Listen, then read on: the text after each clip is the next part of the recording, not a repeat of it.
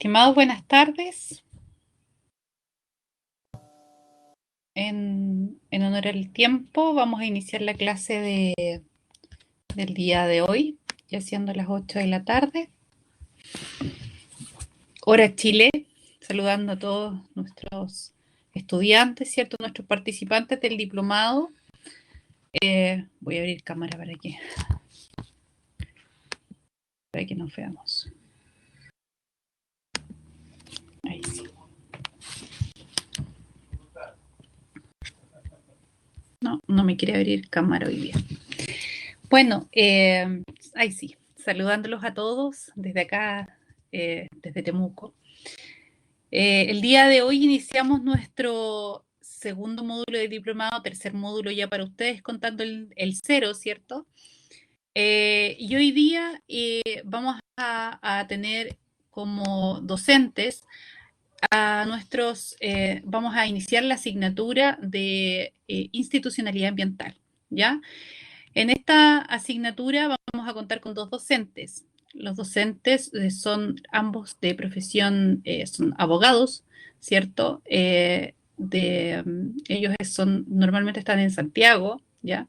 Así que vamos a estar impartiéndolo desde Santiago, Temuco y otras partes de Latinoamérica, porque tenemos hartos estudiantes que son de Paraguay, ¿cierto? Tenemos de Perú, Ecuador y obviamente de acá de Chile. Bueno, iniciando, voy a presentar a Mauricio Araneda. Él es abogado, licenciado en Derecho, socio principal del estudio jurídico MAB Abogados, dedicado principalmente a la dirección de juicios civiles y comerciales, representando principalmente a empresas constructoras e inmobiliarias, ante la justicia ordinaria y arbitral en asuntos relacionados tanto en obras privadas como públicas. Socio de estudio Varela, Silva y Bascuñán, además de socio de estudio jurídico Vergara, Fernández, Costa y Claro, Limitada, y director del área judicial y laboral, representando a empresas constructoras e inmobiliarias en litigios civiles, comerciales y laborales de esta última. ¿Ya? Muchas gracias, Mauricio. Por ahí ya está. Tiene su micrófono ya encendido. Sí, hola. Ahí está, Mauricio. Ahí estamos compartiendo la cámara. Sí. Ya. Hola, muy buenas tardes a todos. Espero a partir de nuestra experiencia profesional que digamos a lo mejor un poco distinta de la mayor parte de los alumnos, entiendo, de este diplomado, poder darle una visión de la institucionalidad legal tanto en Chile como también con una visión un poquito más amplia para que aquellos estudiantes que de otras nacionalidades también puedan aplicar y digamos los principios y otros conceptos que ellos pueden haber aprendido en sus países y ver que también pueden recibir aplicación en otros, digamos, que son aplicables de manera internacional. Gracias, Mauricio. Nuestro segundo abogado es Juan Patricio Ponce, ¿cierto? Él es abogado, licenciado en Derecho, es candidato a magíster en Derecho, es abogado dedicado a la asesoría y representación judicial de empresas, compañías de seguro e inmobiliarias en materias de construcción y regulatorios, abogado litigante ante tribunales ordinarios y superiores de justicia, abogado litigante, integrante del equipo jurídico a cargo de la representación judicial ante los tribunales de justicia del país para distintas compañías de seguros y empresas constructoras como Moller y Pérez Cotapo, Besalco, Dragados, entre otros. Muchas gracias. Por ahí está Juan Patricio también. Sí, hola Daniela. Hola a todos, mucho gusto. También contento de estar acá con ustedes. Espero ser de gran aporte también, que podamos conocer bien de cerca las instituciones y los instrumentos de gestión ambiental de nuestro país, en especial el Población de Impacto Ambiental, que lo vamos a estar viendo en estas sesiones. Así que bienvenido a todos. Ya pues, muchas gracias. Bueno, estudiantes, hoy día inician, como les decía, este tercer módulo o segundo módulo, como quieran llamarle, ¿cierto? Mucho éxito. Estoy contestando algunos correos que me han llegado, así que voy a ir solucionando los problemas uno a uno mientras estamos en clase, ¿ya? Así que muchas gracias y ustedes continúen con su clase y muchas gracias Mauricio y Juan Patricio por aceptar este desafío. Gracias a ti, Daniela, por invitarme.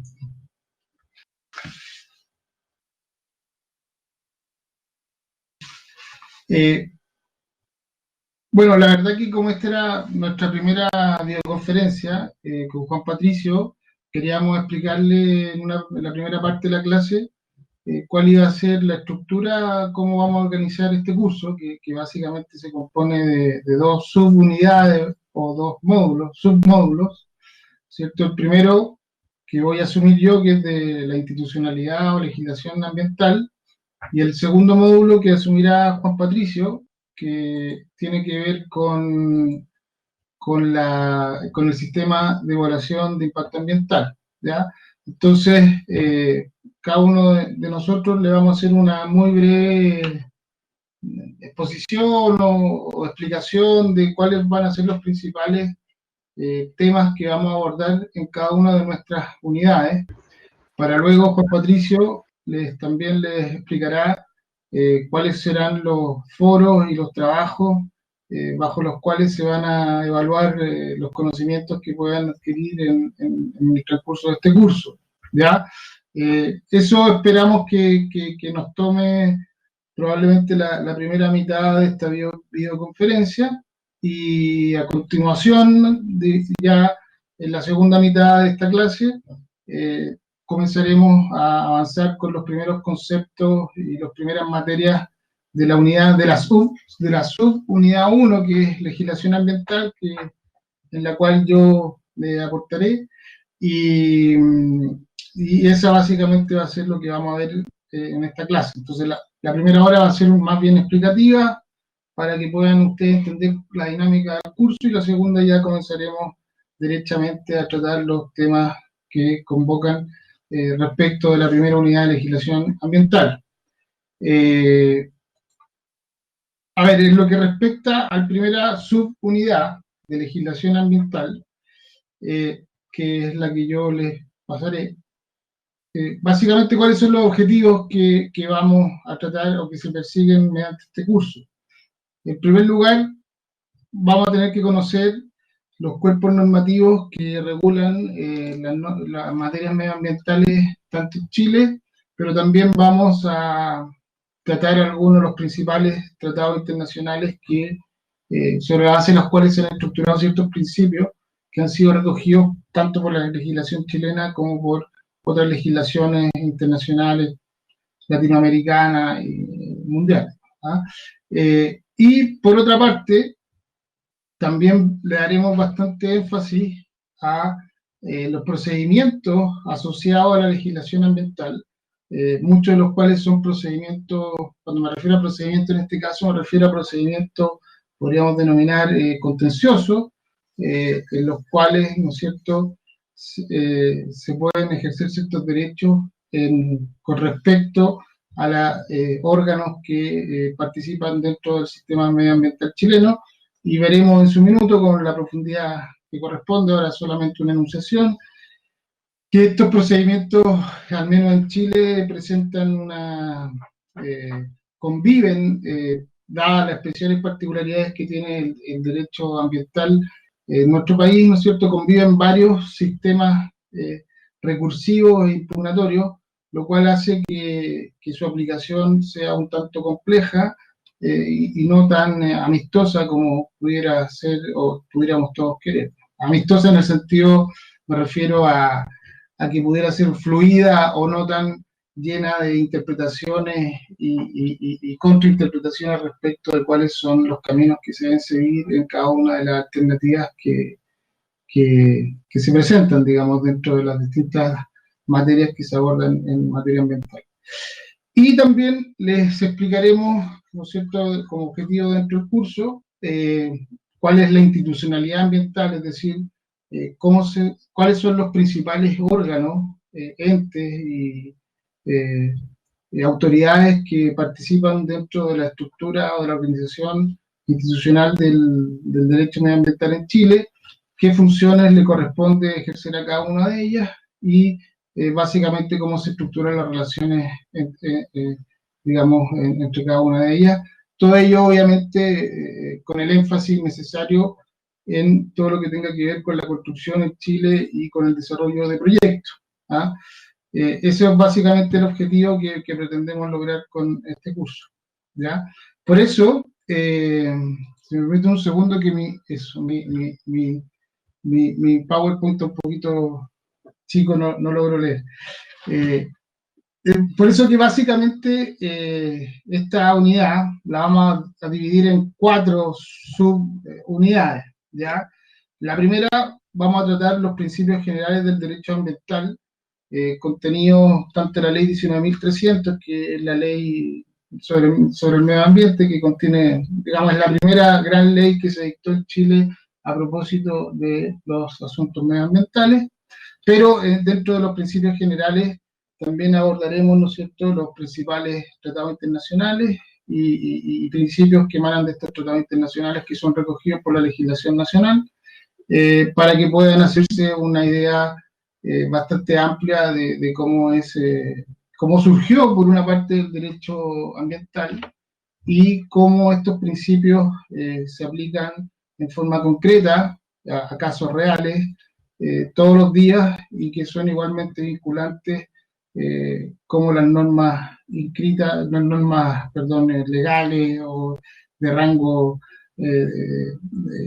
digamos, de otros rangos, tienen la misma poder vinculante, ¿no? Y van a ver que incluso muchas veces se aplican con preponderancia a otras normas, a estos principios. Luego hay una segunda etapa que tiene que ver con la normativa sectorial relevante, esencialmente focalizado en materia de construcción, referente a agua, suelo, aire, biodiversidad, etcétera, que en este caso, dada la gran extensión que tiene y casuística que tiene, hemos tomado la decisión junto con la universidad de que este capítulo básicamente va a estar abordado sobre la base de material complementario que está ya a disposición de ustedes, en la cual se establece con bastante detalle cada una de las normas legales que regulan o reglamentarias que regulan cada uno de estos temas, ¿no? Por razones de tiempo era imposible abordar esta materia que, como le insisto, muy casuística, de manera a través de videoconferencia, digamos. Por lo tanto, ese capítulo relativo a la normativa sectorial lo vamos a abordar, como les digo, a través de material complementario que ya está a disposición de ustedes, en el cual también se han complementado o hemos proporcionado como material complementario relacionado con esto mismo algunas guías que han sido elaboradas por distintos organismos, entre ellos el MOP, también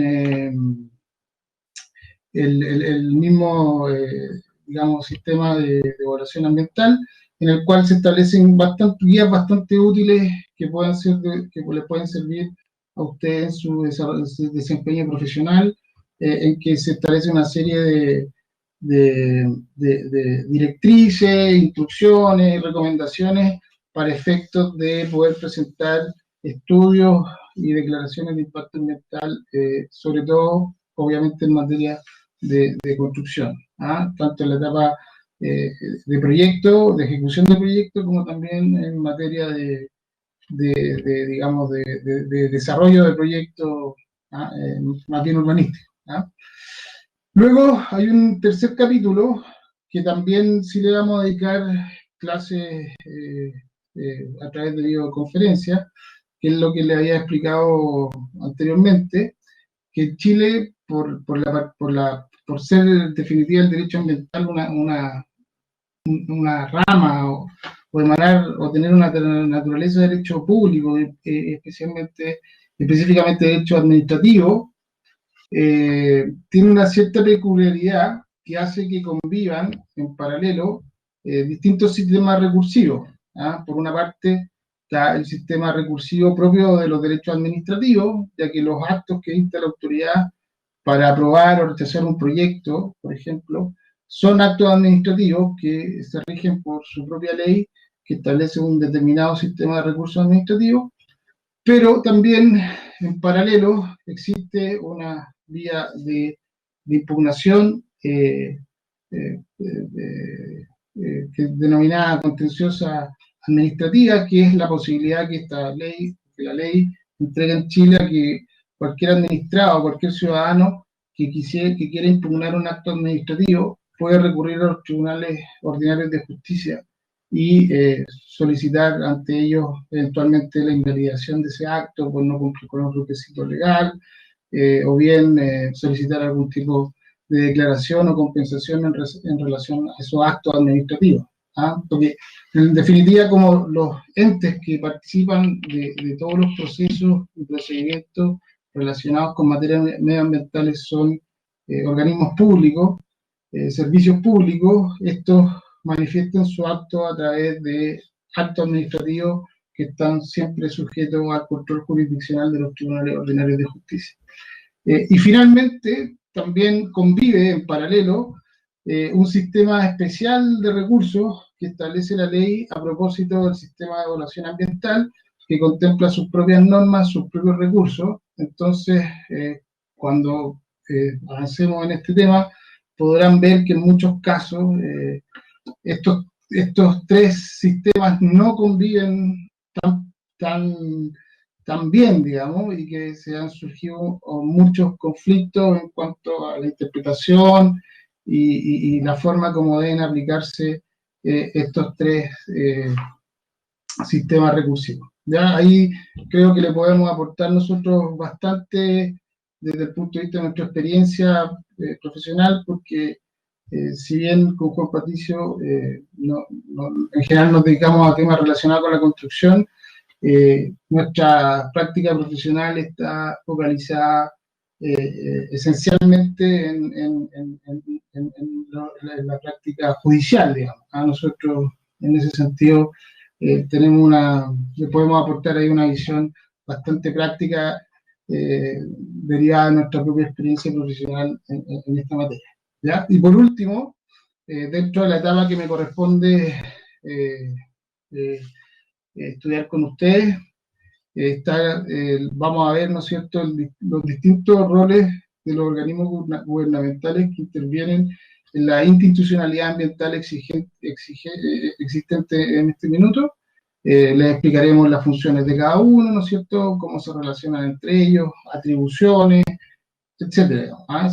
Entonces, básicamente, el módulo que yo les pasaré, básicamente lo vamos a dividir en estos 4 grandes títulos, y con eso, ¿no es cierto?, creemos que van a poder tener una visión general que les va a permitir comprender la lógica, cómo se estructura nuestro sistema legal en materia de medioambiental. Eso en cuanto a lo que yo les voy a anticipar por ahora, así que le cedo la palabra a Juan Patricio para que aquí él les pueda explicar cuál va a ser el enfoque y las materias que van a ver en materia de sistema de evaluación de impacto ambiental. Sí, gracias, Mauricio. Bueno, como Mauricio les comentaba, este módulo contempla 2 unidades. La segunda unidad es la que yo voy a estar viendo más de cerca con ustedes, que es donde vamos a estudiar el sistema de evaluación de impacto ambiental. El objetivo de esta unidad es que ustedes puedan conocer la metodología de cómo se evalúa ambientalmente un proyecto o una actividad de construcción, conforme a toda la normativa vigente y el proceso, el cual desde la presentación de un proyecto hasta la calificación final del mismo, ya sea rechazándolo o aprobándolo. Si puedes, por favor, avanzarme a la otra diapositiva. Bueno, lo fundamental es el servicio de evaluación de impacto ambiental, que lo establece la ley 19.300, pero la reglamentación la deja entregada a un decreto supremo, que es el número 40 del año 97, que vamos analizar con algunos pormenores, porque aquí establece toda la tramitación de un proyecto, que es lo que más en definitiva a usted más le va a interesar. En este curso vamos a aprender y a conocer cómo identificar un determinado proyecto, una actividad de construcción, eh, de qué manera presentarla al servicio de evaluación de impacto ambiental. Hay dos maneras de cómo se presentan los proyectos, ya sea a través de una declaración de impacto ambiental o un estudio de impacto ambiental, dependiendo de los efectos que el proyecto o la actividad pueda generar en la comunidad. Esto también todo está establecido en la ley. Vamos también a conocer la diferencia entre uno y otro, ya que sobre todo estas diferencias aplican en cuanto a la tramitación de uno y otro. Entre una declaración de impacto ambiental y un estudio hay grandes diferencias como en cuanto al plazo en el cual se tramita uno y otro en el CEIA, en la participación ciudadana, que en un caso es obligatorio en el estudio de impacto ambiental, en cambio en la declaración de impacto ambiental no es obligatorio, es solo voluntario, y uno de los puntos que ha recibido grandes críticas a este servicio. También las medidas de mitigación que se establecen para compensar o mitigar los riesgos, o para restaurar los riesgos los daños, perdón, que ineludiblemente se producen con un proyecto o una obra de construcción, y las distintas instancias de reclamación que también son distintas en uno y otro proyecto. Acá, como les comentaba, la participación ciudadana es un punto fundamental, que ya con todo es un tema que está en la contingencia nacional ahora, con todo el tema del nuevo proceso constituyente que nuestro país está viviendo. Es un punto de los que se está discutiendo y de que se quiere integrar aún más, facilitar la participación ciudadana en la tramitación de proyectos de construcción ante el CEIA, ya sea a través de medios electrónicos, o hacerlo obligatorio no solo en los proyectos que tengan que presentarse a través de un estudio de impacto ambiental, sino que también la declaración de impacto ambiental, que hoy en día es la regla general. Casi el 90% de los proyectos se presentan como declaración de impacto ambiental, entonces la participación de la ciudadanía se ve bien reducida. También vamos a conocer los distintos informes que se presentan o que deben solicitarse dentro de la tramitación de un proyecto ante el Servicio de Impacto Ambiental, como los informes que se requieren a los organismos de la administración del Estado con competencia ambiental, a las municipalidades o a los gobiernos regionales, que muchas veces también son decisorios para que la autoridad competente rechace un proyecto de construcción o solicite alguna rectificación o modificación al proyecto al titular, lo cual se las debe presentar, porque este informe, me lo vamos a ver más adelante, el famoso IXARA, y las contestaciones o las reparaciones que hace el titular del proyecto sobre este informe, lo que conocemos también como adenda. Por último, también vamos a conocer la resolución de calificación ambiental, que es la que en definitiva rechaza o aprueba un determinado proyecto, y los distintos recursos, ya Mauricio le hablaba un poco de los recursos que hay en sede administrativa o en sede judicial, donde el último recurso que tiene que ver con materia ambiental es el que se interpone ante los tribunales ambientales, que también son de data más reciente. Todos estos contenidos les van a servir sobre todo a ustedes para realizar el trabajo final que está contemplado en el módulo. Entonces es importante que ustedes ya conozcan la materia o los contenidos del primer curso, que es el que más profundamente les va a entregar Mauricio, que es el de legislación ambiental, para luego ver cómo aplicamos esta normativa ambiental al sistema de evaluación de impacto ambiental. Entonces, por eso está estructurado de esta manera, y independiente, a medida que ustedes quieran ir avanzando en el trabajo, pueden hacernos alguna consulta. El material igual está disponible, como lo decían ya, en la plataforma para todos ustedes, pero como estos contenidos los vamos a ver más adelante, si alguno de ustedes también quiere comenzar desde ya con los trabajos que estén relacionados con esta materia, tienen el material al alcance, y cualquier duda o consulta también nos pueden hacer llegar, y vamos a estar apoyándolo en eso a medida que vaya avanzando el curso.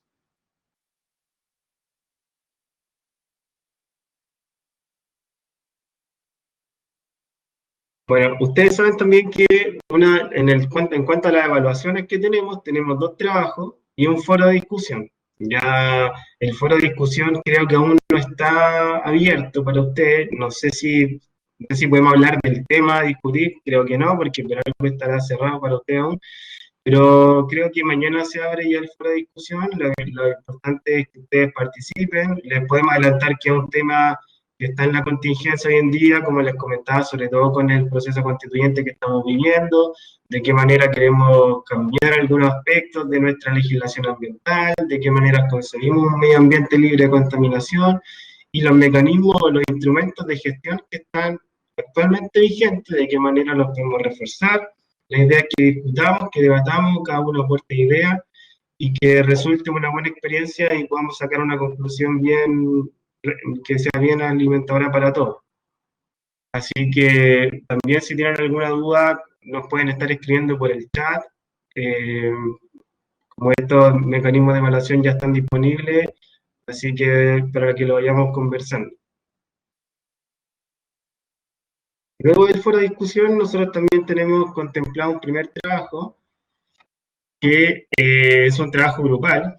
Ustedes ya están conformados en grupos. La idea es que ahí ustedes se comuniquen para que se pongan de acuerdo y se agrupen para realizar este trabajo. El primer trabajo consiste en que nosotros le pusimos a disposición un fallo, ¿ya?, del Tribunal Ambiental. Sabemos que quizá un fallo para ustedes puede ser un poquito tedioso, pero es un fallo bien interesante, no tiene que ver tanto con el derecho en sí mismo, sino que aplica de buena manera la normativa ambiental conforme a un proyecto de construcción. La idea es que ustedes analicen este fallo, los puntos de legislación que Mauricio más adelante les va a entregar, que van a conocer en esta clase. La idea es que en grupos ustedes puedan identificar estas normas ambientales que se apliquen en este fallo, cuáles son los fundamentos, ya sea normativos y sociales, por lo cual se acoge o se rechaza el proyecto. Y la idea es que ustedes también realicen un análisis crítico y acojan una postura, ya sea apoyando o rechazando el proyecto, independiente de la resolución de cómo haya fallado el tribunal. Si ustedes tienen una convicción, una opinión distinta, me parece súper bien. La idea es que nos fundamenten un poco cuál es su opinión. Acá ninguna opción va a estar mala. Lo que a nosotros nos interesa es que ustedes fundamenten y analicen bien el caso, de que apliquen lo que vamos a ver en esta unidad y globalmente saquen una conclusión final para ver si están de acuerdo o no con la postura del tribunal y los fundamentos de por qué. En este fallo tiene que ver más con la primera unidad, entonces les va a servir harto la materia que vamos a analizar en la sesión de hoy y en la próxima sesión. Y ya saben que igual cualquier duda que tengan la pueden realizar a través del chat o nos pueden también escribir al correo a medida que vayan trabajando. Nosotros felices de poder ayudarles.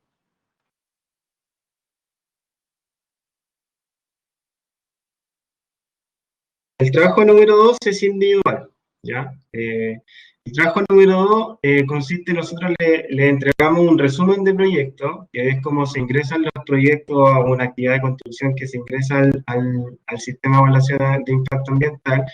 Es un resumen ejecutivo del proyecto, es un caso real, pero nosotros hemos cambiado algunos datos más sensibles, también para que sea más interesante para usted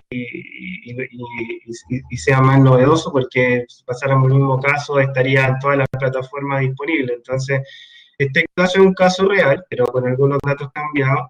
La idea es que ustedes puedan identificar, como más adelante vamos a ver en las distintas materias del curso del Sistema de Evaluación de Impacto Ambiental, si el proyecto que nosotros les entregamos correspondería a ingresarlo como una declaración de impacto ambiental o como un estudio de impacto ambiental. Dependiendo de la opción que ustedes elijan, también vayan determinando las distintas etapas de la tramitación de este proyecto, los plazos y los recursos que procederían en contra de la resolución de calificación ambiental, ya sea favorable o desfavorable. Esto también va netamente con el curso de la segunda unidad, es netamente aplicación. Así que también cualquier duda lo vamos viendo en el camino. Ya vamos a tener oportunidad de ver todas estas materias del sistema de evaluación de impacto ambiental, que eso es lo que ustedes van a tener que aplicar en este segundo trabajo. Que de eso trata el segundo trabajo y es individual.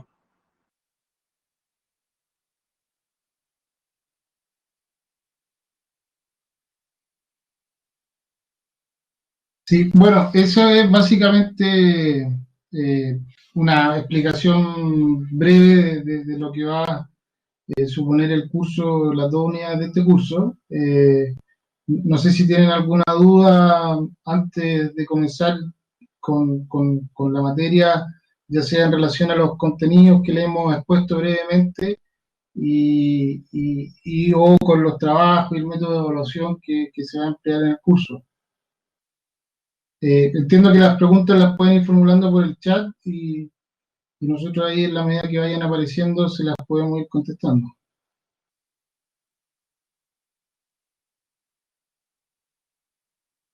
Sí, la rúbrica de evaluación de los trabajos no la contemplamos acá en la sesión porque entiendo que todos ustedes la tienen ya disponible en su plataforma, así que la pueden mirar y pueden evaluar, pueden analizar los distintos puntos que se van a evaluar en cada uno de los trabajos y también en el foro.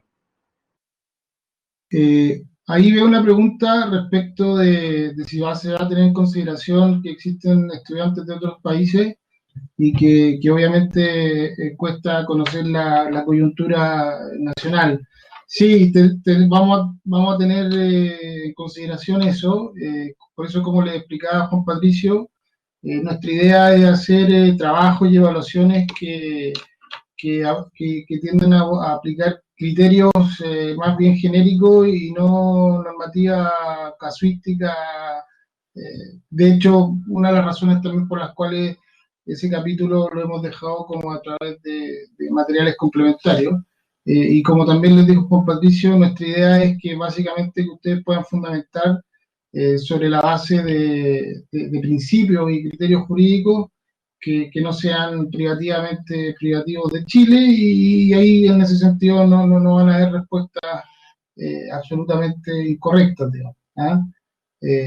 Vamos a ver la fórmula para que esas preguntas se ajusten digamos, a la mayor cantidad posible de situaciones.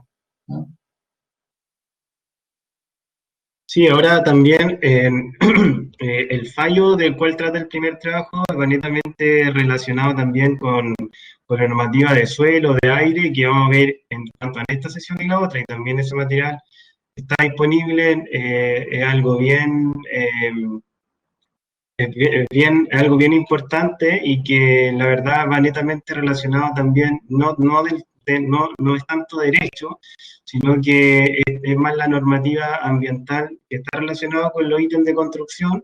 Como les explicaba, el fallo tiene que ver mucho con el análisis de la planificación territorial, con el uso de suelo y de agua. Entonces, de todas maneras, cualquier problema o inconveniente que tengan o alguna duda nos pueden ir comentando a medida que vayan redactando el trabajo y nosotros les podemos ir ayudando.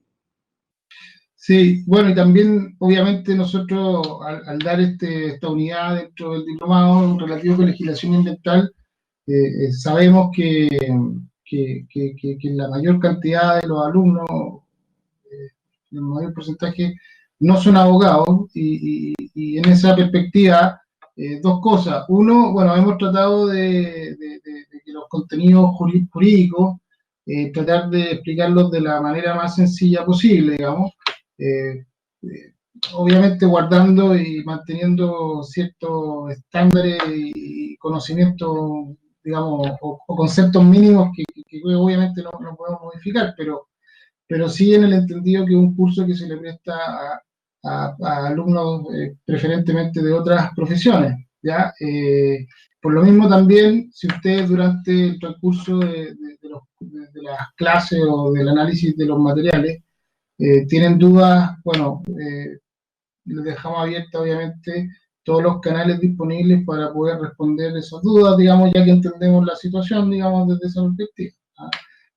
Si bien tratamos de focalizarlo para estudiantes no abogados, podemos haber incurrido en el vicio de haber sido muy legalista en algunos temas y que algunos conceptos que requieran alguna explicación adicional, ustedes nos avisan y lo haremos, ¿no?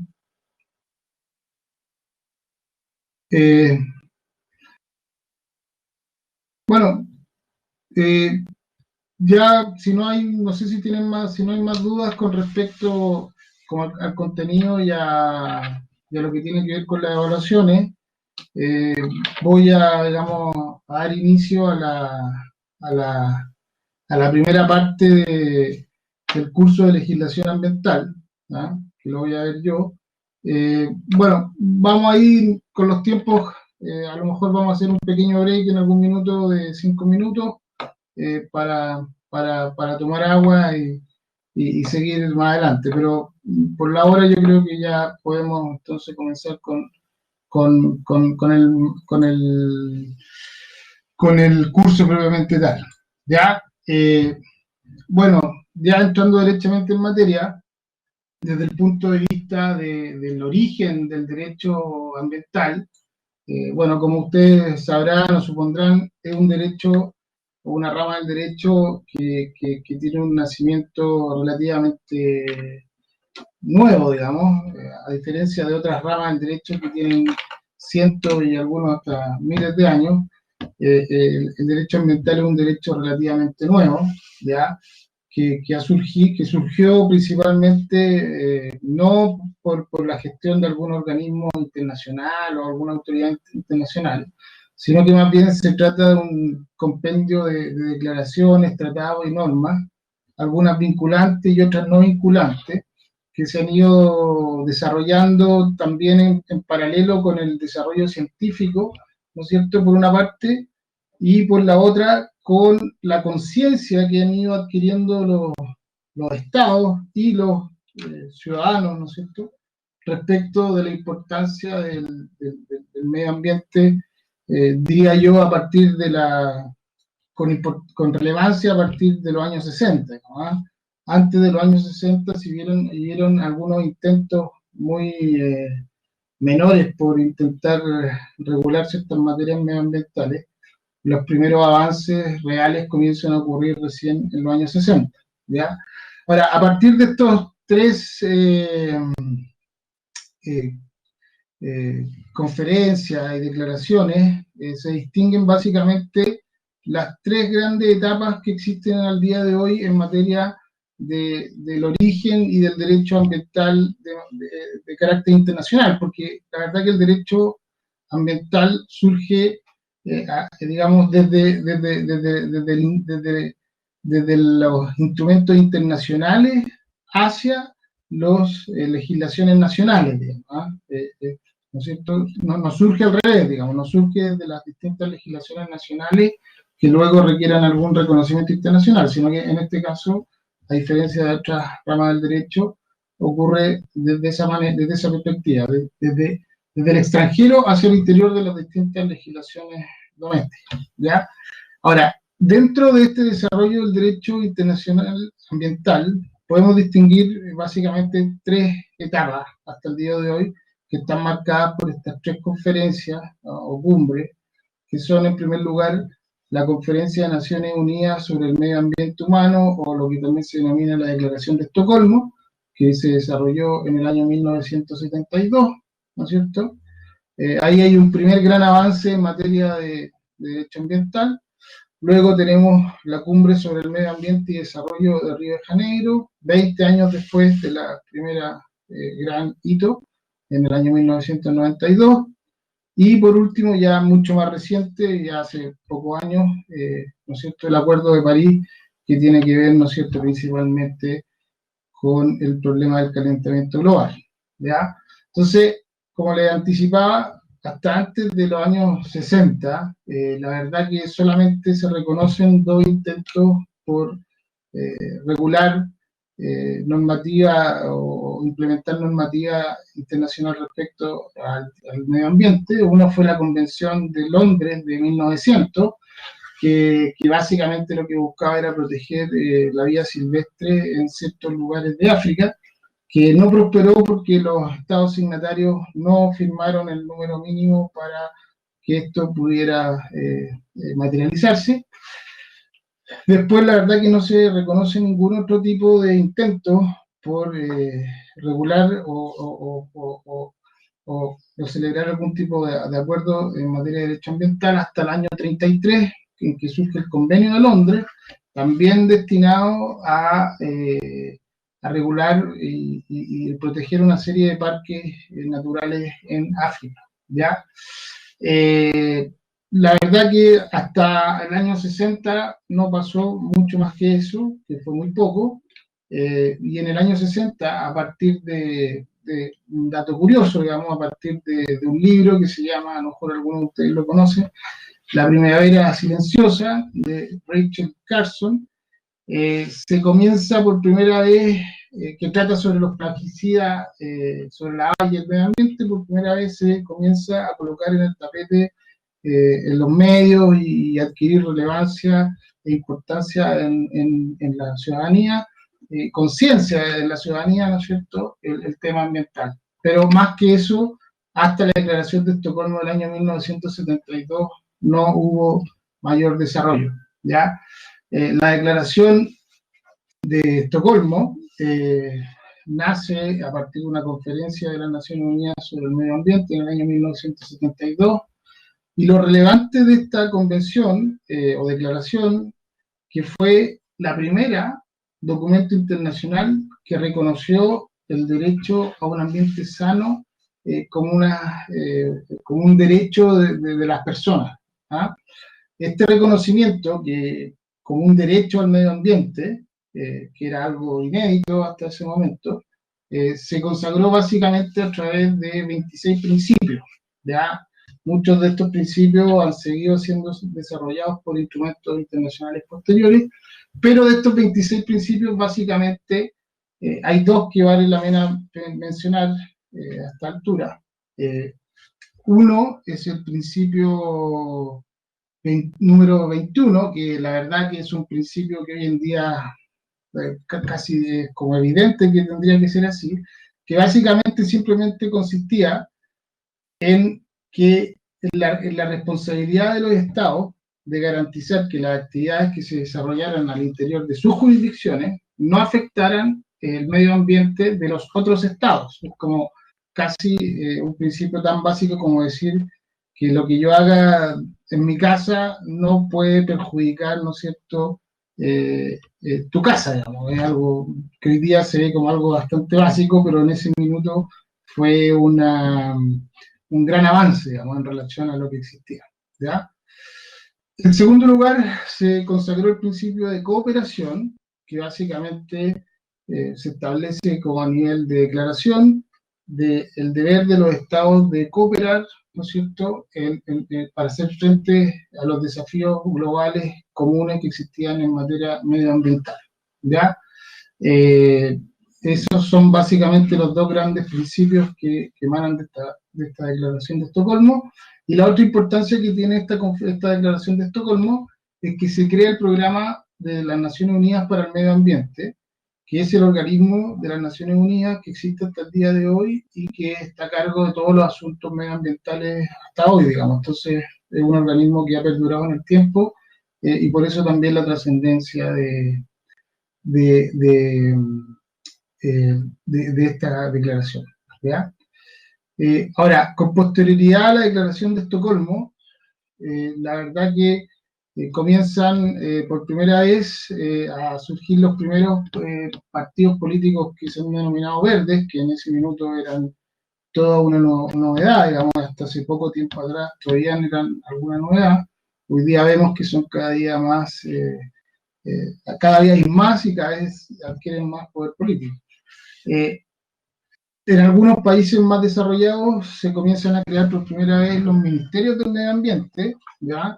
Cosa que en Chile, como lo veremos más adelante, recién ocurrió en el año 2010. O sea, había algunos países que ya nos llevaban una delantera de 30 años, ¿ya? Estoy hablando de los años 1980, la década de los 80, ¿ya? Como otro hito relevante, con posterioridad, como consecuencia de la Declaración de Estocolmo, se creó la Comisión Mundial sobre el Medio Ambiente y el Desarrollo por parte de la ONU.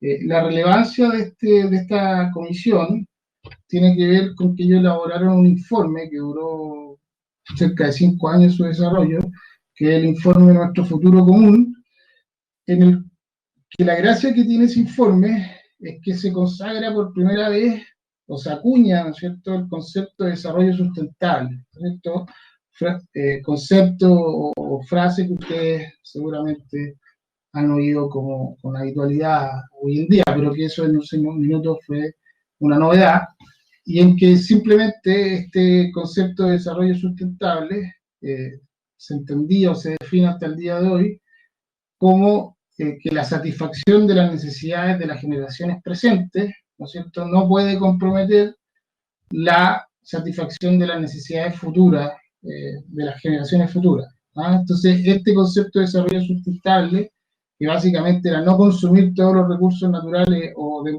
devastar el medio ambiente o perjudicar el medio ambiente para que las generaciones futuras puedan también disfrutar del medio ambiente y de los recursos naturales, ¿no es cierto?, fue el gran concepto que acuñó este informe y que, como ustedes verán y sabrán perfectamente, perdura hasta el día de hoy como uno de los grandes principios y conceptos que rige el derecho al medio ambiente. Bueno, también es relevante en esta época, estoy hablando a fines de los 80, principios de década de los 90, que por primera vez se comienzan a presentar ciertos fenómenos o problemas medioambientales de carácter global, como fue el agotamiento de la capa ozono, primero, que fue el primer gran problema medioambiental de carácter mundial, ¿no es cierto? La verdad que yo tengo ya algunos años, me alcancé a vivir esa época como estudiante de enseñanza media, digamos, secundaria, y claro, la capa ozono fue el primer tema que abarcaba a una parte importante de la humanidad, el primer problema medioambiental de esa magnitud, ¿ya? Y también comienza, pero muy incipientemente, todos los temas relacionados con la amenaza del cambio climático, ¿ya? Estos dos grandes temas comienzan por primera vez a plantearse en el contexto internacional, a aparecer dentro de la brújula de los organismos internacionales, pero de manera muy incipiente.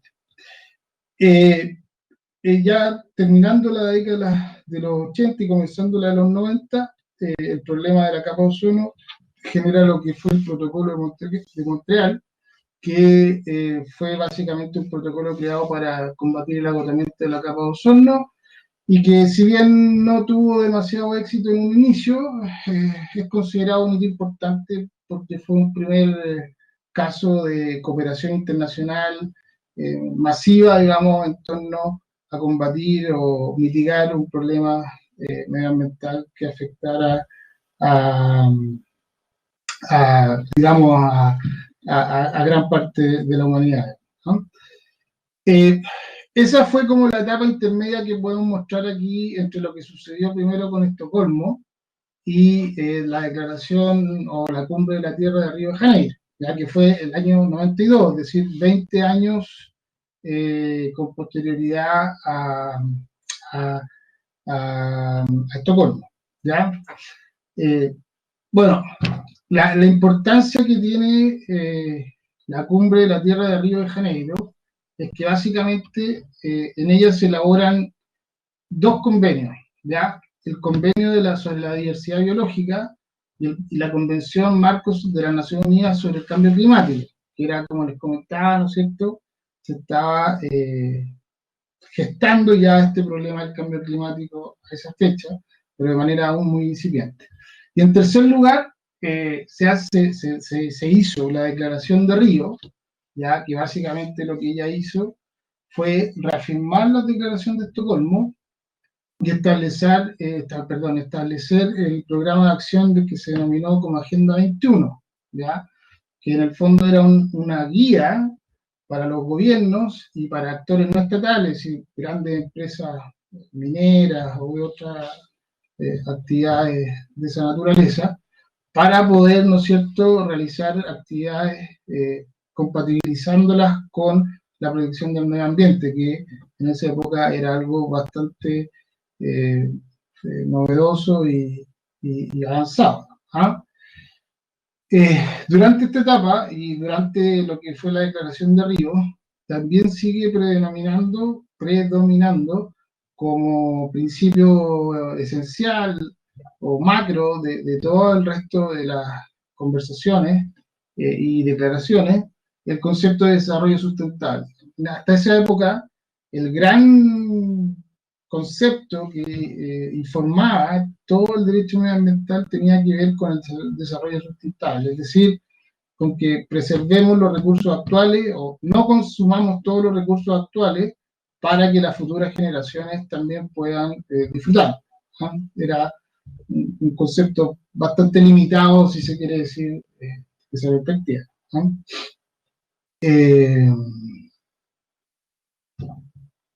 Bueno, la Declaración de Río, en definitiva, se traduce en 27 principios, ¿ya? 27 principios que son más bien directrices, ¿no es cierto?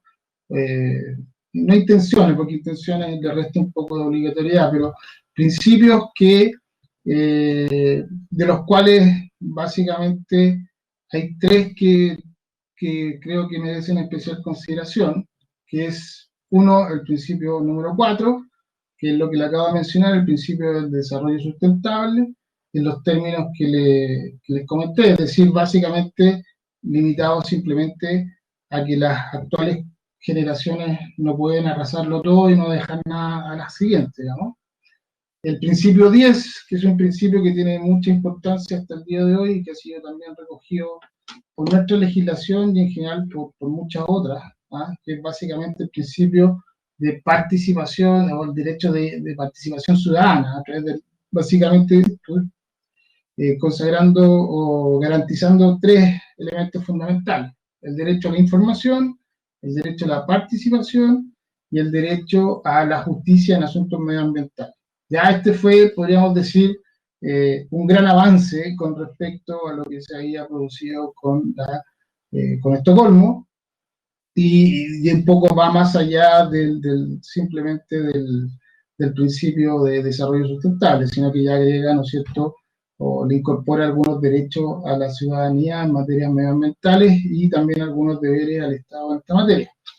Esto se tradujo a su vez en dos acuerdos o convenios, uno que es el de Aarhus, que, ¿no es cierto?, tiene que ver con la participación ciudadana, sobre todo en Europa y Asia Central, y uno que sí es relevante para nosotros, que es el acuerdo de Escazú, que tiene que ver con o pretende el reconocimiento de estos derechos contemplados por el principio en América Latina, fundamentalmente. ¿Ya? Entonces, yo diría que este principio pasa ya a una nueva etapa en la institucionalidad medioambiental en relación a lo que se ha desarrollado a ese momento. Y también se reconoce o se declara el principio precautorio, o principio número 15, en el cual básicamente lo que se establece es que cuando hay un peligro de daño grave o irreversible, la falta de certeza absoluta en materia científica de que no puede utilizarse como una razón para postergar las medidas eficaces para, ¿no es cierto?, impedir la degradación del medio ambiente. Es decir, si frente a un determinado peligro, ¿no es cierto?, no existe una evidencia absoluta de que no se producirá el daño, ¿no es cierto?, una evidencia científica absoluta de que no se producirá el daño, esa falta de evidencia científica no puede ocuparse como un elemento para abstenerse de realizar las medidas de protección de protección y impedir la degradación del medio ambiente. Es decir, es como un elemento preventivo. Hay alguien que me pregunta por creo que el principio 15. El principio 15 es el que estoy mencionando, ¿ya? Que básicamente es el principio precautorio que se denomina hoy día también, ¿ya? O preventivo, ¿ya? En que no basta o no es necesario tener una certeza científica absoluta, irrefutable, para abstenerse de adoptar las medidas necesarias para evitar el daño ambiental. ¿Ah? Básicamente por eso que se habla de precauciones, es para, frente a la duda, mejor se opta por proteger, ¿no es cierto?, el medio ambiente y abstenerse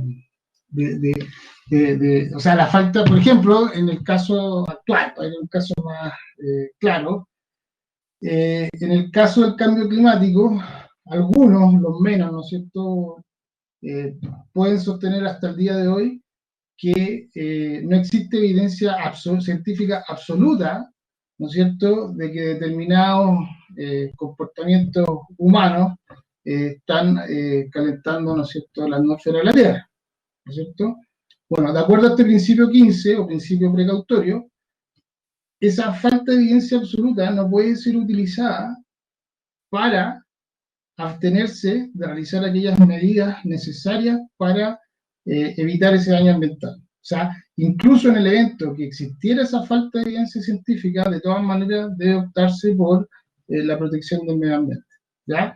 Y en este caso realizar las medidas necesarias para bajar la temperatura de la atmósfera, ¿no es cierto?, y evitar el calentamiento global, ¿ya? Eso, para un ejemplo bastante así grueso, pero ilustrador, digamos, de cómo opera este principio.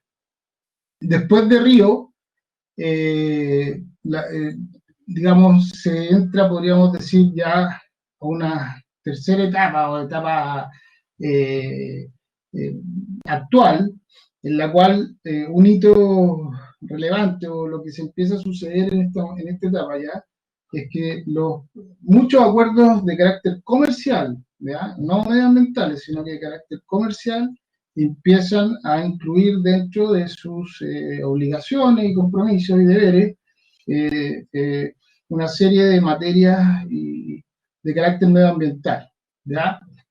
Y en ese sentido destaca el acuerdo de Marrakech, ¿ya?, en que la verdad que fue el primero, en el año 1994, en que la Organización Mundial del Comercio estableció, ¿no es cierto?, dentro de un tratado económico, la obligación de reconocer metas de desarrollo sustentable y protección del medio ambiente, ¿ya? Entonces, desde esa perspectiva, hay un avance bastante grande, dado que ya, ¿no es cierto?, las mismas relaciones del comercio comienzan a exigir la protección del medio ambiente y ya no se contienen estas medidas relacionadas con la protección del medio ambiente solo en instrumentos medioambientales previamente tales, ¿ya? Luego de eso, se crea la Convención sobre el Cambio Climático, ¿no es cierto? Ahí ya estamos hablando del año 95, y esta Convención sobre el Cambio Climático, ¿no es cierto?, que se reúne anualmente en el año 1997, o en la reunión que correspondía al año 1997, se presentó lo que se denomina el Protocolo de Kioto, ¿ya?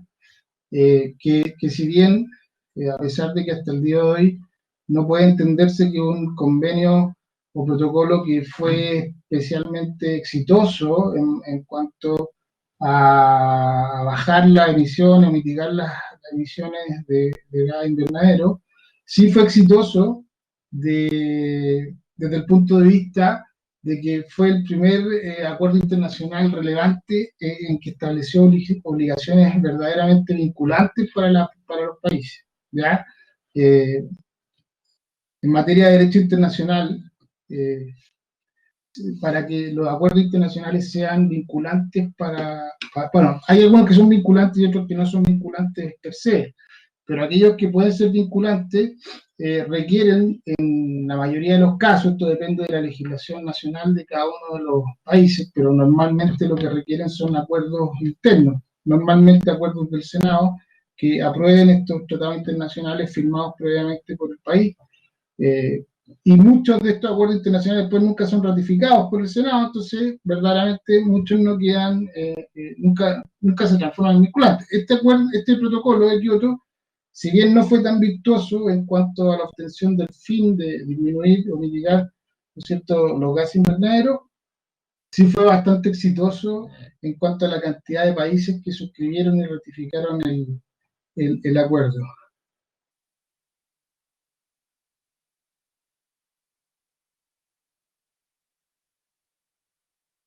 Perdón, un segundo, estaba leyendo un mensaje, pero no, parece que no.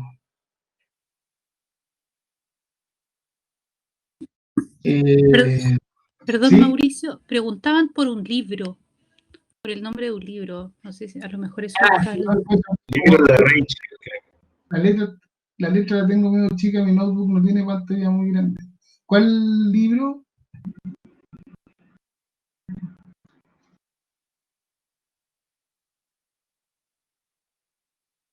No sé, pregunta Marcelo Marín, dice, ¿cómo se llama el libro? Estaba preguntando. Ah, el libro que les mencioné. Sí. Ya, se los voy a escribir por el chat, porque con el nombre del autor. Fantástico, gracias.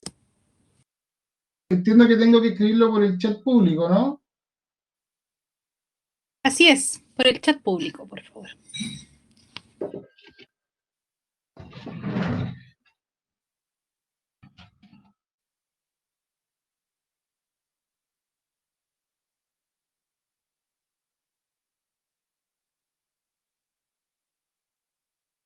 Ahí está. Más podríamos decir, claro, que es uno de los primeros libros no jurídicos, no un libro jurídico que comienza a generar ruido, digamos, en temas medioambientales, ¿ya? Y eso, digamos, motivó algunos avances adicionales. Bueno, retomando lo que íbamos, patrimonio de Kioto, bueno, el protocolo de Kioto finalmente da paso al Acuerdo de París, que probablemente ustedes muchos ya, por la edad que tienen, ¿no es cierto?, lo conocieron cuando se suscribió, que básicamente lo que se compromete es que se baje la temperatura, ¿no es cierto?, o que la temperatura del planeta no supere los 2 grados Celsius respecto de los niveles preindustriales, ¿ya? Y que ojalá, como meta adicional, no supere el 1,5 grados Celsius, ¿ya? Esto también, como si bien aún no se han visto los efectos concretos de las medidas que se han ido adoptando en virtud de este último acuerdo, que podríamos aquí marcar en la diapositiva, ¿no es cierto?, como la etapa, la última etapa,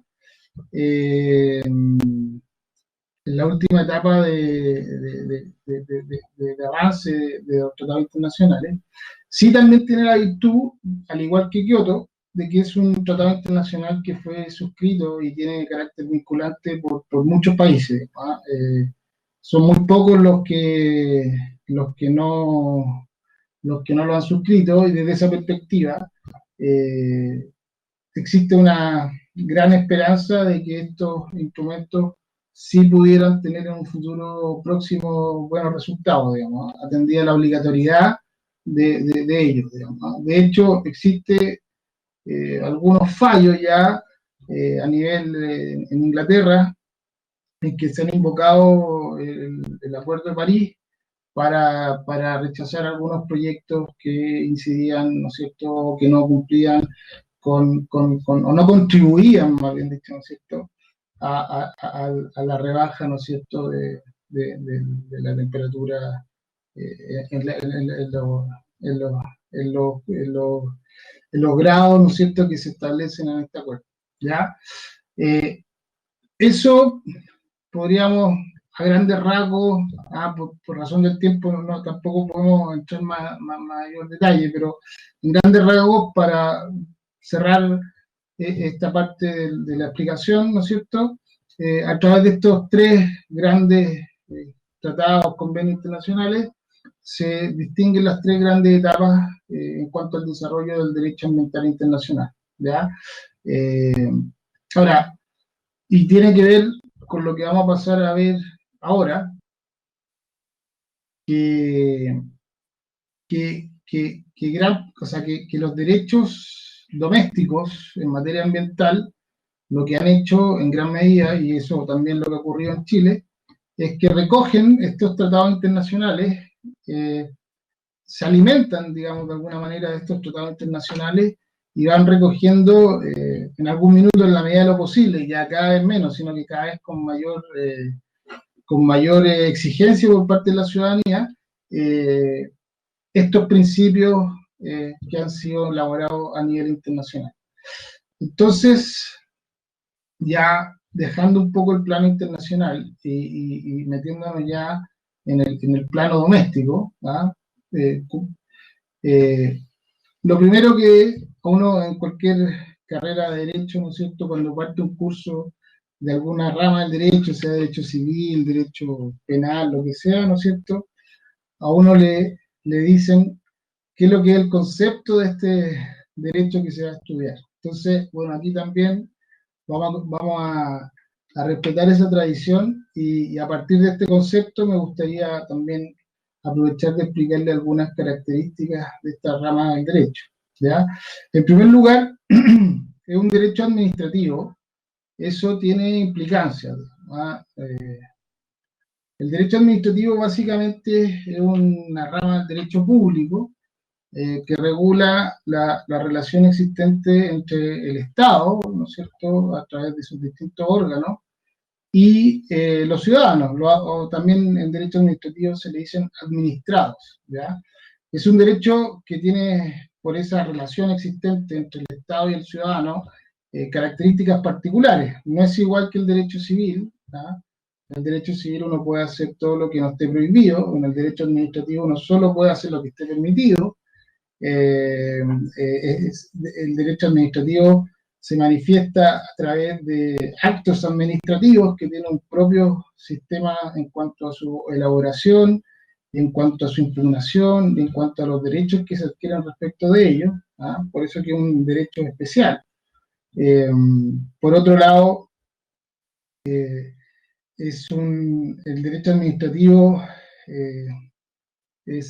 normalmente la administración tiene prerrogativas, digamos, ¿ah? El ciudadano y la administración no se plantean necesariamente en un plano de igualdad, ¿ya? Si bien el administrado tiene el derecho, y lo vamos a ver en los capítulos posteriores, de siempre poder reclamar ante los tribunales de justicia o ante la propia administración de los actos que considere ilegales o errados, ¿no es cierto? En una primera instancia, la administración tiene ciertas facultades exorbitantes o prerrogativas que hacen que se imponga el criterio de la administración en forma, podríamos decir, ejecutiva, digamos, ¿no? Bueno, esas características propias del derecho administrativo también participa el derecho ambiental y por eso tienen bastante implicancia en cuanto a los principios, más que los principios, a los procedimientos y a la forma como se interactúa con la administración a propósito de cuestiones de carácter ambiental. En segundo lugar, como elemento importante, y por eso ahí lo tengo también destacado en negrita, es que está constituido por un conjunto de principios y normas jurídicas. En las ramas del derecho, podríamos decir, más tradicionales o de antigua data, ¿no es cierto?, como el derecho civil, etcétera. En general, si bien todas las áreas del derecho poseen principios, digamos, ¿ah? No hay ninguna que no los posea. En el caso del derecho medioambiental, los principios, algunos de los cuales ya han sido mencionados en esta breve exposición respecto del avance que ha tenido el derecho medioambiental internacionalmente, tiene una mayor preponderancia, ¿ya? Porque vamos a ver que los principios jurídicos, ¿ya?, en general cumplen ciertos roles de interpretación de las normas jurídicas, ¿ah? Y por otro lado de integrar el derecho. ¿Qué significa eso? Que cuando hay una situación no prevista por la norma jurídica, que en estos derechos nuevos es más común que ocurra, o que a veces también por la complejidad, por las materias que regulan, no es posible abarcar tantas circunstancias como las que se pueden dar. La integración y la interpretación que puede hacer el juez, ¿no es cierto?, a partir de estos principios es muy relevante, ¿ya? y yo les diría que la mayor parte, los principales casos o que sean en materia de derecho ambiental que se han resuelto en el país, llámese Castilla, Hidroaicén, Dominga, etcétera, en todos ellos, invariablemente, los jueces han recurrido a la aplicación de principios propios del derecho ambiental, como el principio precautorio, el principio 10, etcétera. ¿Ya? Entonces adquiere una relevancia muy importante para efectos de la resolución de los conflictos. ¿Ya? Y obviamente también está compuesto por normas jurídicas, que es lo habitual. Cuando hablamos de normas jurídicas, nos estamos refiriendo formalmente a normas de rango legal, es decir, ley, y en materia de derecho ambiental también hay muchas normas reglamentarias a nivel de reglamento, decreto, ¿no es cierto?, que son normas de inferior jerarquía, pero que también caben dentro aquí del concepto de normas jurídicas. ¿Y qué es lo que hace? Regular, ¿no es cierto?, la interacción entre el ser humano con el medio ambiente, intentando o tratando de prevenir, que es como uno de los grandes objetivos que pretende alcanzar el derecho ambiental, prevenir el daño ambiental, en caso lamentable que éste se produzca, repararlo, ¿no es cierto?, de alguna manera, estableciendo mecanismos de reparación, y finalmente, en el caso que corresponda, sancionando a los causantes del daño ocasionado, digamos, ya sea a través de sanciones civiles, llámese indemnizaciones, o incluso hoy en día a través de sanciones penales, ¿no es cierto?, con penas hasta privativas de libertad en algunos casos, ¿no? Eso como concepto general de lo que es el derecho administrativo. Ahora, ¿cómo se estructura la institucionalidad ambiental en Chile? Es decir, ¿cómo está ordenado este cuerpo, los distintos cuerpos normativos que regulan el derecho administrativo en Chile? Bueno, básicamente tenemos la base, ¿no es cierto?, históricamente la primera norma que lo reguló, porque históricamente la Constitución fue por un tema de timing, según lo que estuvimos analizando en lo que estaba pasando en el mundo en esa época en materia de derecho ambiental, fue la primera que incluyó dentro de sus derechos fundamentales el derecho a vivir en un medio ambiente libre de contaminación, ¿ya? También, y en relación con el derecho a vivir en un medio ambiente libre de contaminación, está el artículo, el derecho a vivir en un medio ambiente libre de contaminación es el artículo, para que ustedes sepan, porque a veces uno da cosas por sabidas, pero ¿no es cierto? En la Constitución los derechos fundamentales están consagrados en el artículo 19, ¿ya? El 19 número 1 es el derecho a la vida y a la integridad física y psíquica. El 19 número 8 es el derecho a vivir en un medio ambiente libre de contaminación. El 19 número 9 el derecho a la salud, y el derecho, y el artículo 19 número 24 está consagrado el derecho a propiedad, ¿ya? Y a ver, en el fondo, la Constitución, a nivel de Constitución, el derecho a vivir en un medio ambiente libre de contaminación o el derecho relacionado con el medio ambiente, se entiende que arranca o emana de estos 4 derechos, digamos, por decirlo de alguna manera. Del derecho previamente tal a vivir en un medio ambiente libre de contaminación, en segundo lugar del derecho a la vida, porque está relacionado con el anterior, y el derecho a la salud y el derecho a propiedad en un doble sentido, ¿ya? En un sentido positivo, en el sentido de que al afectarse el medio ambiente puede afectarse también el derecho a propiedad, y por lo tanto, ¿no es cierto?, también se afectaría este derecho y estaría a través de la protección del derecho a propiedad, protegiéndose el derecho al medio ambiente, pero también en un sentido negativo, es decir, que el derecho a vivir en un medio ambiente, en algunos casos, no siempre, pero en algunos casos, puede primar incluso con respecto al derecho de propiedad, porque el derecho de propiedad, en su consagración constitucional actual, reconoce como límite al derecho de dominio, entre otras cosas, ¿no es cierto?, el rol social que cumple la propiedad, digamos. Por lo tanto, en la actual consagración legal, el derecho de propiedad no está consagrado en términos absolutos, sino que reconoce ciertas limitaciones, y una de esas limitaciones que emanan del rol social que tiene la propiedad tiene que ver con la protección del medio ambiente. De hecho, no está en la diapositiva, pero les voy a leer el texto exacto, digamos, del artículo 19, número 8, que consagra el principio o el derecho a vivir un medio ambiente libre de contaminación. ¿Y qué es lo que dice? Dice, la Constitución asegura a todas las personas, número 8, el derecho a vivir en un medio ambiente libre de contaminación. Punto seguido dice, es deber del Estado velar porque este derecho no sea afectado y tutelar la preservación de la naturaleza. Entonces, si ustedes se fijan, en esa primera frase, hay por un lado un derecho de los ciudadanos a vivir en un medio ambiente libre de contaminación, y al mismo tiempo, a renglón seguido, ¿no es cierto?, le impone el deber al Estado de velar porque ese derecho no sea afectado y tutelar la preservación de la naturaleza, ¿cierto? Hay por una parte un derecho de los ciudadanos y al mismo tiempo un deber del Estado de velar porque ese derecho no sea afectado, ¿ya? Luego, y aquí tiene que ver lo que les acabo de mencionar, en cómo interactúa el derecho a vivir en un medio ambiente libre de contaminación y el derecho de propiedad.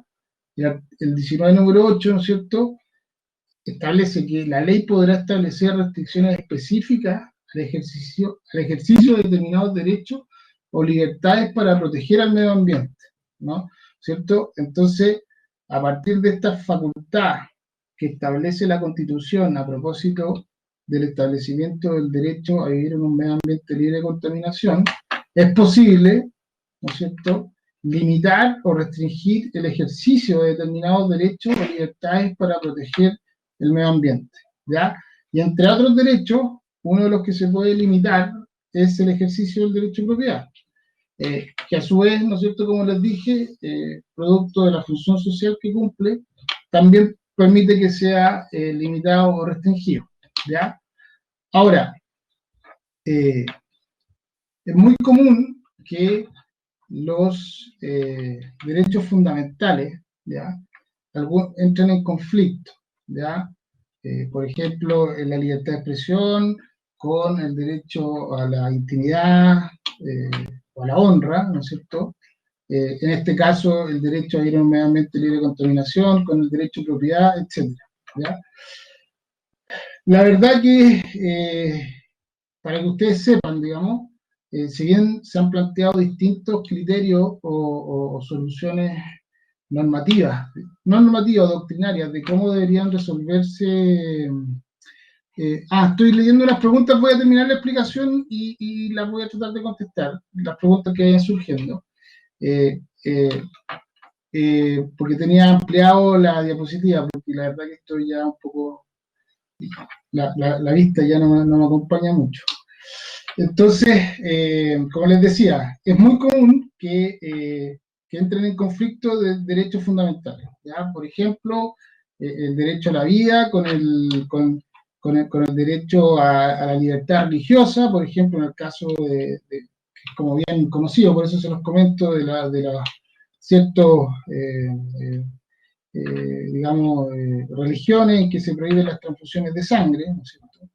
En otros casos, la libertad de expresión con el derecho a la honra o a la intimidad, el derecho a la propiedad con el derecho a vivir en un medio ambiente libre de contaminación. Bueno, entonces, doctrinariamente se han establecido distintos mecanismos para subsanar estos conflictos de derechos, ¿ya?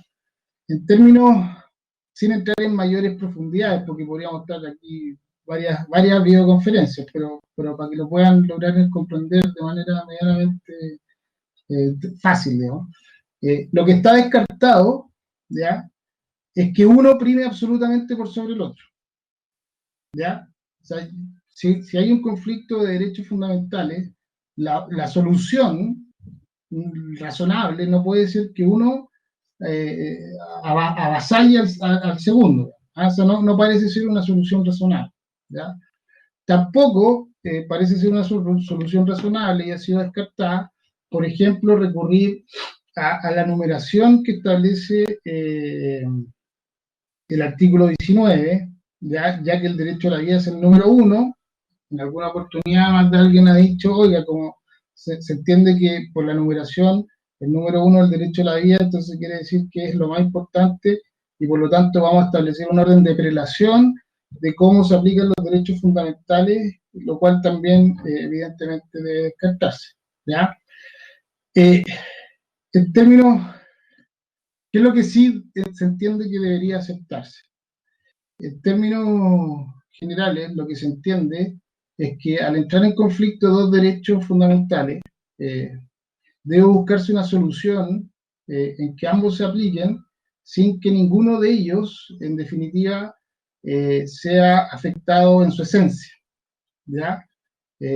Por ejemplo, en el caso del derecho de propiedad, que es un poco lo que me interesa conversar con usted ahora, la esencia del derecho de propiedad es básicamente, el derecho de propiedad se distingue entre dos atribuciones, que es el uso y goce, es decir, poder usar la cosa según lo que yo estime conveniente, por un lado, y por otro lado lo que se llama la facultad de disposición. ¿Ya? La facultad de disposición, la facultad que yo tengo de poder vender o destruir o consumir ese bien sin, digamos, tener que darle ninguna explicación a nadie.